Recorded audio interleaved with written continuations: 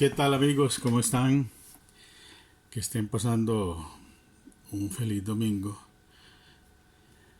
Me encontré es que esta fotografía no deja de provocar sus reacciones.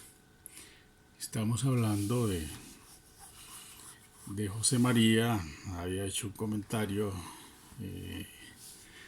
en esta mañana y como he estado estudiando un poco, me hace la gracia que en un tractor John Deere, pero su traje para trabajar con un John Deere no es el adecuado para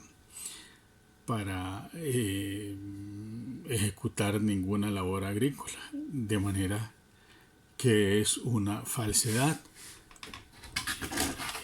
Y ese es el tema que yo quiero conversar con ustedes de lo que está pasando, digamos, en el mundo. Y ya les he mencionado, por ejemplo, que los filósofos modernos, los antropólogos, los sociólogos y grandes pensadores, por ejemplo, como Foucault, ya desde principios del siglo XXI, y quizás unos años antes, habían anticipado el advenimiento de una nueva época en las relaciones sociales y en las formas de ser y las conductas de cada uno de nosotros. Inmediatamente, digamos que es muy claro para nosotros que las redes sociales han modificado enormemente nuestras conductas, la de cada uno de nosotros, la de los usuarios.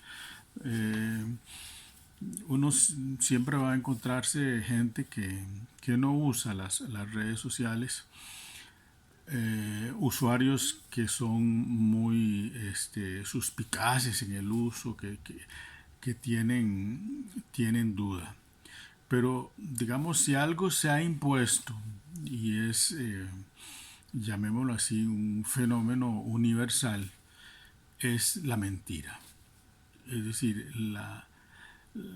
la falsedad como una negación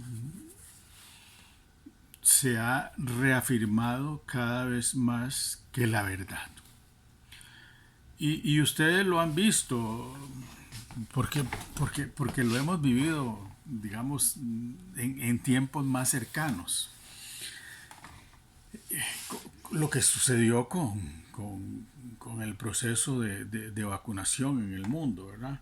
O sea, por un lado los científicos eh, digamos, la mayoría de los políticos, y creo que en Costa Rica fue una mayoría, sin temor a dudas, de los sectores políticos, siempre se alinearon, digamos, con las políticas de la caja del Seguro Social en términos de buscar una mayor vacunación y posiblemente eso haya sido un factor para que la mortalidad por COVID no fuera tan extendida. Y recuerden cuando se hablaba, digamos, de la pandemia, unos no creían, eran antipandémicos, otros después fueron antivacunas, otros decían que las muertes se las achacaban al COVID, pero que en realidad la causa de muerte era otra. Ese es nuestro mundo, el mundo donde la verdad, la mentira, la ciencia y el conocimiento se enfrentan a corrientes negacionistas, a corrientes cuyos puntos de vista son la ocurrencia, la negación, la falsedad. Es un mundo que digamos, en sociología, en filosofía, uno dice la posverdad. Estamos en una época donde la posverdad se ha acentuado fuertemente. José María evidentemente es un hombre, pese a ser un hombre ya de 68 años, ha asimilado muy bien ese mensaje de la posverdad porque acarreaba desde sus tiempos de infancia eh, la negación de los hechos reales, porque si los hubiese aceptado, los hechos reales, desde los 17, 19 años, nunca hubiese llegado a ser presidente de la República. Las acusaciones que las supo transformar, digamos, a su favor, no por actividades delictivas de él, sino más bien por actividades delictivas de los que se atrevieron a denunciar contra él. Y así ha sido. Esto yo lo aprendí muy bien, digamos, escuchando a Lafit Fernández. O sea, Lafit, un periodista en aquel entonces del periódico La Nación, terminó autoexilándose porque el entorno de gente que le dijo tu vida está en peligro fue tal que él prefirió llevarse su familia a vivir al Salvador. Ahí no es que evitó toda la presión, pero la podía contrarrestar de una manera diferente, puesto que los cuerpos policiales de Costa Rica no podían ingresar.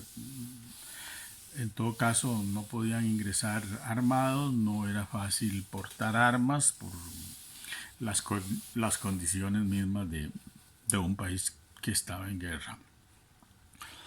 Entonces la posverdad es deriva de todas esas imágenes. Esas imágenes no son reales, ¿verdad? Pero muchos de nosotros a veces solemos hacernos una fotografía con algo que no es real. O nos tomamos una fotografía con un personaje, llamémoslo así, del mundo del conocimiento, en un abrazo como si fuésemos íntimos amigos. La posverdad está llena, digamos, de pequeños detalles. En el fondo, digamos, lo real de esta posverdad es que a veces no sabemos identificar qué es lo que es la verdad y qué es lo que no lo es. Y si lo vemos, digamos, desde el punto de vista hasta de nuestra formación religiosa, ¿verdad? ¿Por qué? Bueno, porque de repente se han extendido las acusaciones contra sacerdotes, se han extendido las acusaciones, digamos, contra la jerarquía de la Iglesia Católica, de delitos, a veces sexuales, a veces delitos económicos.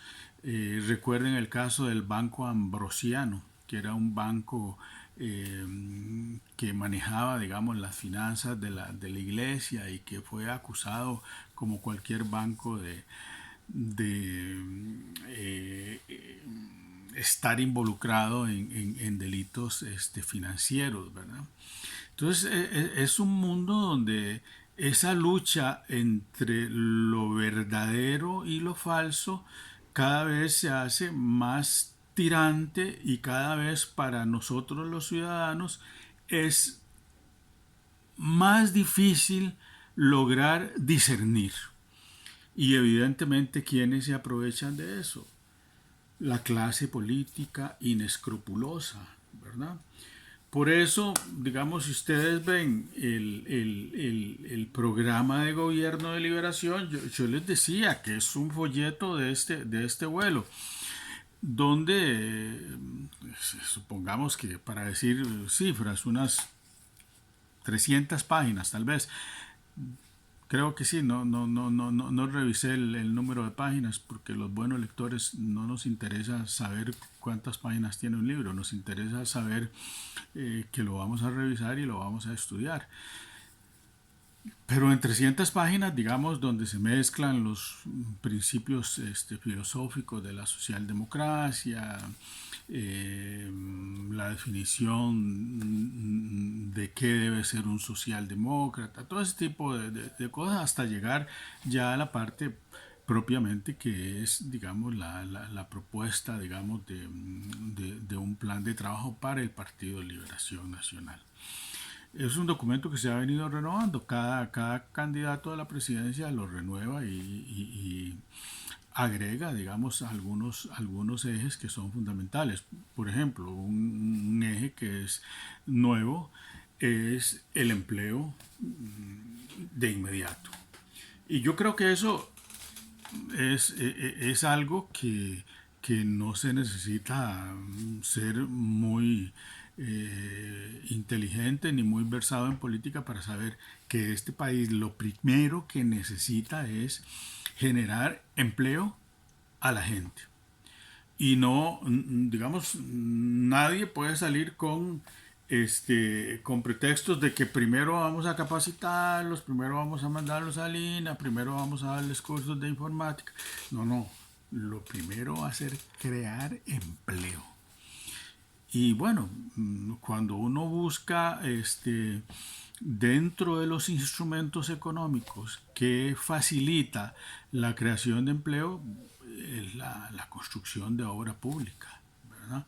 La construcción de obra pública, el presupuestar, digamos, un incremento de la obra pública, tanto para los sectores privados como para el sector público. Y vean ustedes que han estado buscando los fondos de pensiones, los fondos del IBM, esos ahorros, digamos, que serán las pensiones de las generaciones dentro de 15, 20 años, digamos, se podrían invertir como van a generar ingresos, ganancias, ¿verdad?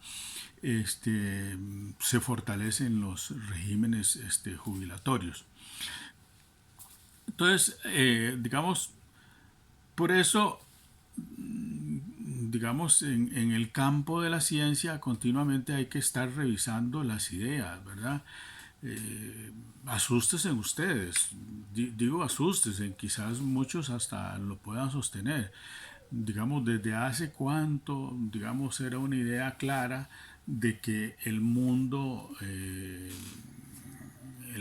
planeta tenía una forma de geoide, digamos, es arredondado y achatado en los polos. Hoy día, grupos de profesionales pues sostienen que no, que la Tierra es plana y que la Tierra no está en movimiento porque si no caeríamos. Y así es, el mundo del conocimiento hoy día es complejo. De repente, cuando uno daba clases, cuando yo daba clases en la universidad, a veces no públicamente los estudiantes se atrevían a preguntar, pero sí se atrevían a mencionarle a uno un poco ya más en privado: mire, profesor, y eso que usted nos dijo, en verdad que es cierto. Entonces, claro, cuando uno ha estudiado no tiene temor a decir, bueno, esto es lo que sostiene la ciencia en el último tiempo. O aquel libro, por ejemplo, que nosotros leíamos, que ya hoy día sí lo sabemos, de Levi Marrero, y se clasificaban los recursos naturales, y decíamos que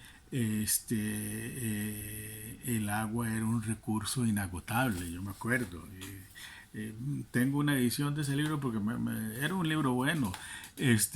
Fue modernizado y de repente que el agua, si bien es cierto, 3/4 del planeta Tierra es agua, se vuelve inagotable por la contaminación, se vuelve inutilizable. Entonces, no importa que haya agua, pero que el agua tiene que ser pura, que el agua tiene que ser potable para que podamos realizar nuestras funciones. Entonces el mundo hoy día está lleno mucho de esas ideas este, negacionistas. El negacionismo se ha eh, implantado, digamos, como una corriente de pensamiento muy fuerte ante, digamos, una abundancia de información. Es decir, estamos llenos de información,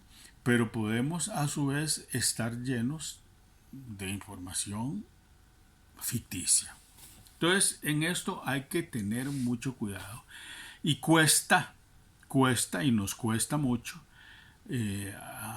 asimilar, digamos, las ideas nuestras. ¿Por qué? Bueno, porque nuestra mente tiene una estructura mental y nuestro cerebro para recibir, digamos, lo nuevo, rechazar lo viejo y actualizarnos.